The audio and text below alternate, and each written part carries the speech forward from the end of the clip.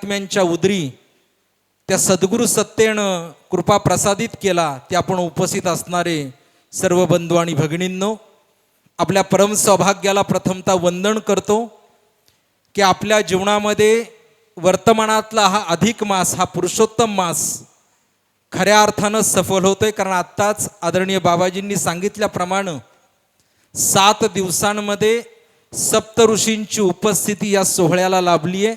ज्यांची तनस तीर्थ झालेली आहेत, अशी चैतन्य स्वरूप तनांची उपस्थिती या तीर्थांची वर्णी या सोहळ्याला लागली. संगमनेरच्या मातीनं केलेली ही सद्गुरू सेवा जवळजवळ 8वं पर्व आहे, म्हणजे 24 वर्षांचा काळ आहे. स्वतः परमपूजनीय प्रातस्मरणीय गगनगिरी बाबा हजर होते आणि मला वाटतं 2002चा पहिला पुरुषोत्तम मास असेल. समणापूरला पहिला सोहळा सप्ताह आयोजित केला गेलेला होता आणि बाबा त्याही सोहळ्याला परमपूजनीय बाबाजी आणि गगनगिरी बाबा एकाच व्यासपीठावरती याच समणापूरमध्ये, याच संगमनेरमध्ये येणं झालेलं होतं. 2 दिव्य महापुरुषांची एकत्र होणारी भेट, या सकलांच्या अंतस्थै विराजित असणाऱ्या विश्वात्मक देवाची निर्गुण सत्ता एकच आहे, परंतु त्या एका विश्वात्मक देवानं खऱ्या अर्थानं सद्गुरू तत्वाचा बोध करून देण्यासाठी अनेक सगुण विग्रह धारण केलेले आहेत. परंतु तिथेही कबीर महाराज म्हणतात, गुरु गुरु में भेद है, गुरु गुरु में भाव, सोई गुरु नितवंदिये जो आत्म दिखावे दाव.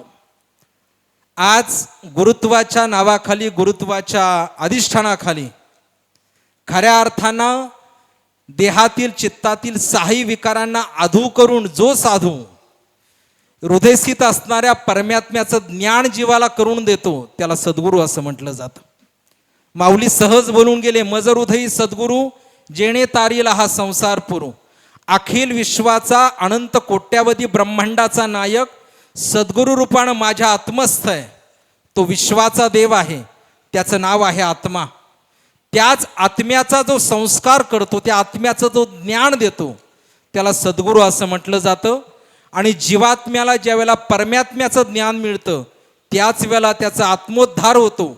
आणि म्हणून अशा परमात्म्याचं ज्ञान करून देण्यासाठी, परमात्म्याचं दर्शन घडवण्यासाठी आणि सरते शेवटी चिंतने चिंतने तद्रूपता, जीवाचं जीवनच आत्मरूप बनवण्यासाठी खऱ्या अर्थानं या भूतलावरती अवतरीण होणारी, तारण्याचा उद्देश घेऊन या भूतलावरती आलेली जी सत्ता असते, त्या सद्गुरूच्या देहाला अवतारी देह असं म्हटलं जातं.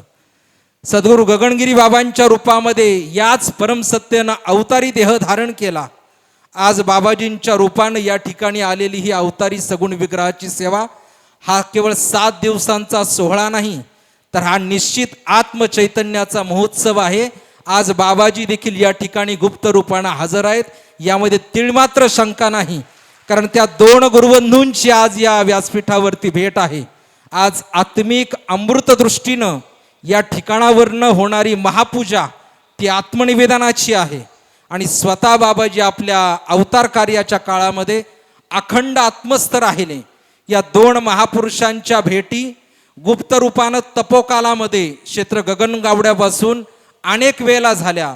तीर्थक्षेत्र खोपोली असेल आणि परमपूजनीय माऊलींची पवित्र भूमी तीर्थक्षेत्र कोकणठाम अर्थात आत्मामालिक ध्यानपीठ असेल. बऱ्याच वेळेला 2 महापुरुषांच्या भेटी झाल्या आणि तो अनुपम्य सोहळा अनुभवण्याचा दिव्य योग आजही उपस्थित असणाऱ्या अनेक भाग्यवंत पुण्यकर तीर्थकर आत्म्यांना प्राप्त झाला. या सोहळ्याचं आमंत्रण देण्यासाठी आदरणीय आबासाहेबजी थोरात असतील, दिलीपरावजी शिंदे पाटील असतील, गुरुदेव माऊलींच्या 3 वेळेला भेटीसाठी आले. आणि 3ऱ्या वेळेला बाबाजींनी अनुज्ञा दिली की मी थोड्या वेळासाठी आरतीपूर्व या सप्ताहामध्ये येऊन उपस्थिती देतो. ही केवळ आणि केवळ श्री गुरुदेवांची कृपा आहे की अशा विश्वात्मक देवाची अखंड आपल्या ठाई संज्ञा लावलेले, आपली अवस्था लावलेले महापुरुष आजच्या या सोहळ्याला या ठिकाणी आपल्याला प्राप्त झालेले आहेत. धन्य आजी दिवस सोनियाचा भला, बसलो मूळ पुरुषांची अपंगती, बरवे भोजन निगोती. आज मिळणारा कृपा प्रसाद आहे तर समर्थ सांगता तो बरवा आहे, तो शाश्वताचा आहे. कारण तो आत्मनिवेदनाच्या माध्यमातून मिळणाऱ्या तुमच्या माझ्या हृदयामध्ये